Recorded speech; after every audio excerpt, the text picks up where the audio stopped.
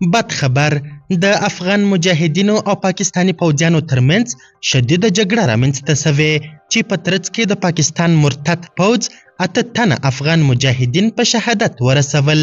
دا چې یاده جګړه چیرې څنګه او ولې رامنځته سوې یاد خبر چا ورکړ او په اړه د اسلامي امارت مشرانو څه ویلي بشپړ حال را سره هم د غربانه ویډیو کې کتلی سي.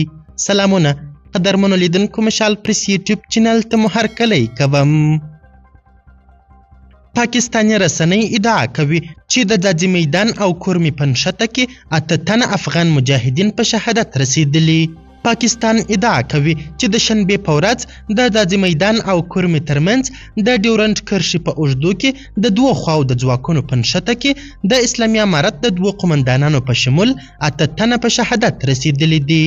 دا ورځپاڼې نن د پاکستان د امنیتي سرچینو په قول ویلي چې د دوی په ادعا افغان ځواکونو پیل کړه 14 نور افغان ځواکونه ټپیان سوي دي.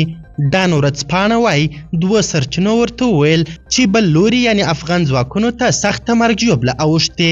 تر اوسه پورې د پاکستاني ځواکونو په ځوابي برید کې 8 تنه افغان مجاهدین په شهادت رسیدلي او 14 نور ژوبل سوي دي. دا په داسې حال کې ده چې مخکې رسنیو راپور ورکړی و چې د اسلامي امارت او پاکستاني پولیساتو ترمنځ نښته هغه وخت پیل سوه چې اسلامي امارت غوښتل 2 پوستې جوړې کړي او پاکستانیانو یې مخه ونیوله. همداراز په افغانستان کې ځینو سرچینو اعلان کړی چې په دې جګړه کې د اسلامي امارت یو امنیتي سرتیری شهید سوی او 15 پاکستاني پوځیان هم ټپیان سوي دي. سرچینو همداراز ویلي چې د یکشنبې په ورځ هم په ورته سیمه کې نښته روانه وه خو د یکشنبې د ورځې د مرګ ژوبلو کوم راپور نسته. د پاکستان پوځ یا نورو چارواکو په دې اړه تر اوسه رسما څه نه دي ویلي. د افغان او پاکستاني ځواکونو د نښتې له کبله د ډیورنډ په دواړو خواو کې ګڼ شمېر خلک مجبوره سوي چې له خپلو مینو ووځي.